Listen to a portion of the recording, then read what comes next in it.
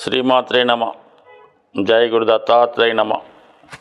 ఈ వీడియోలో మనం మకర రాశి వారికి యోగించే దశలు, అంటే వీరి జీవితంలో ఏ దశ వచ్చినప్పుడు జీవితంలో స్థిరపడతారు, ఏ దశలో ఇబ్బంది పడే అవకాశం ఉంది అన్న విషయాన్ని ముందుగా మనం యోగించే దశల గురించి తెలుసుకుందాం.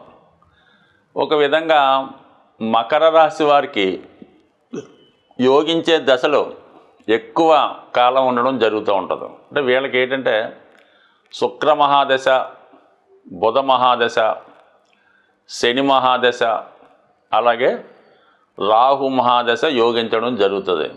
ఇవన్నీ కూడా ఇంచుమించుగా మరి 20, 38, 47, 57 ఇంచుమించుగా 60 సంవత్సరాల పైన ఈ దశలు యోగించడం వల్ల మరి వాళ్ళు పుట్టినటువంటి నక్షత్రాన్ని బట్టి దశలు ప్రారంభమవుతాయి. కాబట్టి మరి ముందుగా మనం అనుకున్నటువంటి దశలు జాతకుడికి వస్తే జీవితంలో చాలా తొందరగా సక్సెస్ అయ్యి నిలదొక్కుకోవడం జరుగుతూ ఉంటుంది. అంటే సహజంగా ఈ మకర రాశి వారికి బాధ్యతలు ఎక్కువగా ఉండడం జరుగుతూ ఉంటుంది. అందువల్ల ఏంటంటే వీళ్ళు చిన్నప్పటి నుంచే తల్లిదండ్రుల బాధ్యత, అన్నదమ్ముల బాధ్యత మోయవలసి ఉంటుంది. సహజంగా వీళ్ళు జన్మించిన తర్వాత ఏదో కారణాల వల్ల వీళ్ళ తల్లిదండ్రులు ఇబ్బందులు పడుతూ కామన్గా తల్లిలో తండ్రో దూరం అవుతూ ఉంటారు అన్నమాట. ఈ లగ్నంలో జన్మించిన వాళ్ళకంటే దూరం అంటే ఆ దూరం కాదు, ఏదో ఫిజికల్గా ఏదో కారణాల వల్ల మరి ఈ మకర రాశిలో లగ్నంలో జన్మించిన వారు తాతగారి దగ్గర పెరగడం కానీ, కేవలం తల్లి దగ్గర పెరగడం కానీ జరగడం జరుగుతూ ఉంటుంది. అందువల్ల తొందరగానే వీళ్ళు ధనాన్ని సంపాదించి ఆ బాధ్యత తీసుకోవాల్సి ఉంటుంది. సో అందువల్ల ఏంటంటే ఈ మకర రాశి వాళ్ళు చాలా ప్రాక్టికల్గా ఉంటారు. ఎక్కువగా వీళ్ళకి అంటే రవి రాజగ్రహం అష్టమాధిపతి అవుతూ ఉంటాడు. అందుకని ఏంటంటే పాపం ఈ తండ్రి కారకుడు రవి అష్టమాధిపతి అవడం వల్లనో, ఆత్మకారకుడు అష్టమం అవటం వల్ల, ప్రభుత్వం అష్టమం అవటం వల్ల వీళ్ళకి ఈ ప్రభుత్వ రంగ సంస్థల్లో చిన్న స్థాయి ఉద్యోగాలు అంటే సబార్డినేట్గా అంటే క్లాస్ 4 అటెండర్ స్థాయి, డ్రైవర్ స్థాయి ఉద్యోగాలు ఎక్కువ మంది ఈ మకర లగ్నం వారికి రావడం జరుగుతూ ఉంటుంది. అలాగే వారసత్వంగా వచ్చే ఉద్యోగాలు అన్నమాట. అంటే ఫాదరు ఏదో వారసత్వంగా జాబ్ చేస్తూ ఉంటాడు, దాని తర్వాత ఈ అబ్బాయికి అదే ఉద్యోగం రావడం జరుగుతూ ఉంటుంది. సాధారణంగా మున్సిపల్ కార్పొరేషన్లోను, ఈ పంచాయతీల్లోనూ ఎక్కువగా రావడం జరుగుతుంది. అంటే అందరూ విషయంలో అలా కాదు, కొందరి విషయంలో మాత్రం ఇది అనుకోవాలి, మిగతా పెద్దగా ఏం ఫీల్ అవ్వద్దు. కామన్గా ఈ రాశి వారికి స్ట్రగుల్ ఉంటుందని చెప్పడం జరుగుతుంది. అలాగే వీళ్ళు కార్మిక నాయకులుగా సాధారణ స్థాయిలో అంటే ఇక్కడ ఈ రాశికి శని లగ్నాధిపతి అవుతూ దశమంలో ఉచ్చి పొందుతాడు. అయితే వీళ్ళు చిన్న స్థాయి నుంచి పెద్ద స్థాయికి వెళ్ళే అవకాశం ఉంది. అంటే ఒక కార్మిక నాయకుడిగా జీవితం స్టార్ట్ చేసి మరి గొప్ప లీడర్గా, అంటే ప్రపంచ స్థాయి భారతదేశంలో నెంబర్ 1గా కూడా ఎదిగే వాళ్ళు కూడా ఉన్నారు. అమెరికా రాష్ట్రాన్ని కూడా ప్రెసిడెంట్లుగా చేసిన వాళ్ళు ఈ మకర లగ్నం వాళ్ళు కూడా ఉన్నారు. బట్ ఏదైనా కామన్గా ఈ మకర రాశి వాళ్ళు ప్రారంభంలో జీవితంలో కష్టాలు అనుభవించి తర్వాత పైకి రావడం జరుగుతుంది. వీళ్ళకి శని మహాదశ జీవితంలో బ్రహ్మాండంగా యోగిస్తుంది. మరి ప్రారంభంలో ఈ దశ వచ్చినా, చదువుకున్న టైంలో ఈ దశ వచ్చినా చాలా ప్రాక్టికల్గా అటు కుటుంబ బాధ్యతలు మోస్తూ తనకు తాను పోషించుకుంటూ తనకు తాను ఇంప్రూవ్మెంట్ చేసుకుంటూ ఒక క్రమశిక్షణగా చాలా నిజాయితీగా రావడం జరుగుతుంది. మొత్తం మీద ఈ మకర లగ్నం వారికి శని మహాదశ వస్తే జీవితం స్థిరపడిపోయినట్టే. దాని తర్వాత ఇంక జీవితాంతం వారు దేనికోసం బాధపడక్కర్లేదు, అంత ఉన్నత స్థాయికి తీసుకెళ్తూ ఉంటుంది. అటు ధనాధిపతి అవుతుంటాడు, ఇటు దశమ స్థానంలో ఉచ్చి పొందుతూ ఉంటాడు. అయితే దాని తర్వాత శుక్ర మహాదశ అంటే శుక్రుడు ఈ రాశి వారికి యోగకారకుడు, పంచమ దశమాధిపతిగా అటు సంతానాన్ని, అటు ఉద్యోగాన్ని, అటు భార్యని, అలాగే కంఫర్ట్స్ని ఇవ్వడం జరుగుతూ ఉంటుంది. ఒక సంతోషకరమైన జీవితం ఈ శుక్ర మహాదశలో వీళ్ళు పొందడం జరుగుతూ ఉంటుంది.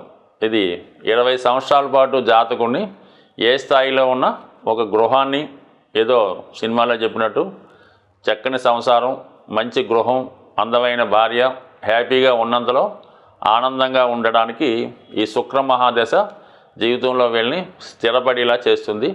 అయితే ఇమీడియట్గా వచ్చినటువంటి రవి మహాదశ జాతకుడికి చాలా వరకు పనిష్మెంట్ ఇస్తుంది. కాబట్టి శుక్ర మహాదశలో కూడా చాలా జాగ్రత్తగా ఉండవలసి ఉంటుంది. అంటే ఎలాగా, చాలా నిజాయితీగా చట్టానికి లోబడి మన ధర్మానికి లోబడి ఉండవలసి ఉంటుంది అన్నమాట.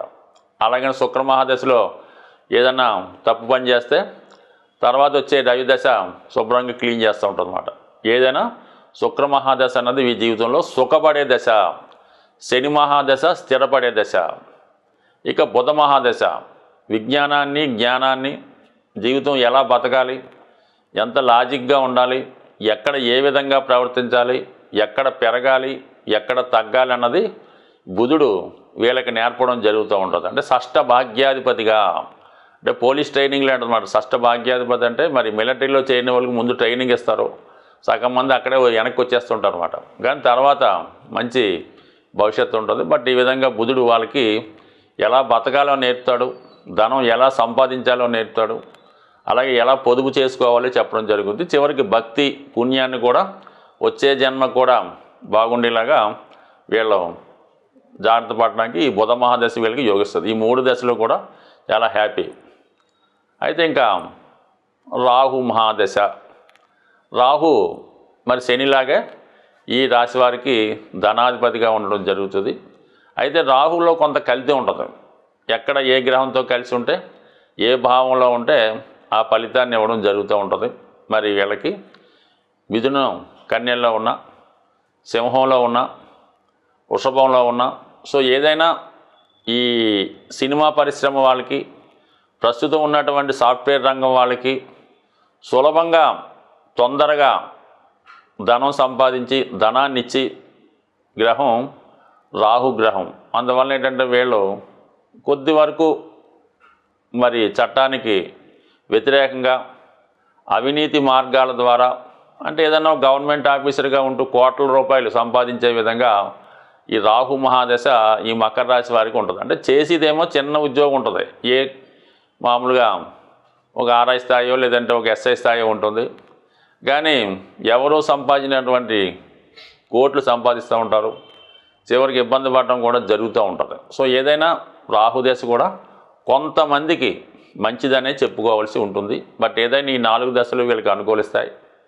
ఇక బాగా ఇబ్బంది పెట్టే దశ రవి మహాదశ, అష్టమాధిపతి కాబట్టి అప్పటిదాకా వీడు చేసిన దాన్ని బట్టి వీటికి ఆ సంపాదించిన ధనము పేరు ప్రఖ్యాతులు ఉండాలన్నా, ఆ పేరు ప్రఖ్యాతులు పోవాలన్నా, ఉద్యోగం ఉండాలన్నా, ఉద్యోగం పోవాలన్నా రవి నిర్ణయిస్తాడనమాట. రవి మహాదశలో అప్పటిదాకా చాలా జాగ్రత్తగా ఉంటే ఓకే, ఏమాత్రం అవినీతి మార్గంలో వెళ్ళినా రవి కంపల్సరిగా మరి తగు విధమైనటువంటి పనిష్మెంట్ ఇవ్వడం జరుగుతూ ఉంటుంది. ఇక చంద్రమహాదశ ఈ రాశి వారికి సప్తమాధిపతి అవ్వటం వల్ల ఒక విధంగా చంద్రుడి యొక్క బలాన్ని బట్టి ఆధారపడి ఉంటుంది అన్నమాట. అంటే చంద్రుడు మనకి ఈ తిథుల ప్రకారం ఆ చంద్రుడికి అధిపతులు మారుతూ ఉంటారు అన్నమాట. సో ఉదాహరణకి అష్టమంలో పుడితే రాహు యొక్క ప్రభావం ఉంటుంది. ఈ విధంగా కొంత ఆ సబ్జెక్టు వేరు, కానీ మొత్తం మీద అంటే చంద్రుడి యొక్క స్థితిని బట్టి ఫలితం రావడం జరుగుతూ ఉంటుంది. అందుకనే మకర రాశి వారికి వివాహం తర్వాత జీవితం ఒకలా ఉంటుంది, వివాహానికి ముందు ఒకలా ఉంటుంది. కాబట్టి మొత్తం మీద చంద్రుడు పెద్దగా వీళ్ళకి యోగించడు. అంటే రవి ఇచ్చిన ఫలితం ఇంచుమించు చంద్రుడు కూడా ఇచ్చేస్తుంటాడు అన్నమాట. ఆ విధంగా ఉంటుంది. కుజుడు చాలా వరకు సొంత గృహాన్ని ఇచ్చినప్పుడు కూడా కొంతవరకు అన్నదమ్ముల వాళ్ళు ఇబ్బంది పెడుతుంటాడు, వైవాహిక జీవితంలో చికాకులు వస్తుంటాయి, అధికారుల వల్ల ఇబ్బందులు. మొత్తం మీద కుజుడు ఇబ్బంది పెట్టే గ్రహం, రవిచంద్రులు ఇబ్బంది పెట్టే గ్రహం. ఇంకా గురువు సాధారణంగా ఏంటంటే ఎవరికి పెద్దగా కష్టపెట్టడం, కానీ తెలియకుండానే కొంత ఇబ్బంది పెడుతూ ఉంటాడు. అందువల్ల ఏంటంటే గురుదశ కూడా పెద్దగా యోగించే అవకాశం లేదు. బట్ ఏదైనా మకర రాశి వారికి 4 దశలు యోగిస్తూ ఉంటాయి. అంటే వీళ్ళు ఎక్కువగా హనుమాను, అంటే మంగళవారం రోజు హనుమాన్ ఆంజనేయ స్వామి గుడికి వెళ్ళి ఆంజనేయుని పూజించుకోవడం, హనుమాన్ చాలీసా చదువుకోవడం మంచిది.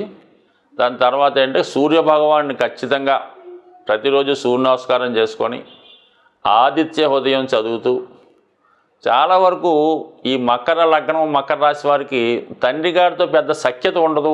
ఏదో విధంగా స్ట్రగుల్ ఇబ్బందులు ఉంటాయి కాబట్టి వీళ్ళు తండ్రి గారితో స్నేహంగా ఉన్నట్టు ఉండాలి. అంటే ఆయన చెప్పినట్టు వినడం, ఆయన యొక్క అవసరాలు చూడడం, ఈ విధంగా ఫాదర్కి అంటే ఒకవేళ తండ్రి గారు లేనప్పుడు తండ్రి సమాన వ్యక్తులుగా గురువుకో లేదంటే భగవంతుడికో సేవ చేసుకోవడం వల్ల ఈ మకర రాశి వారికి చాలా వరకు జీవితం ఉన్నంతలో ఆనందంగా ఉండే అవకాశం ఉంటుంది. స్వస్తి.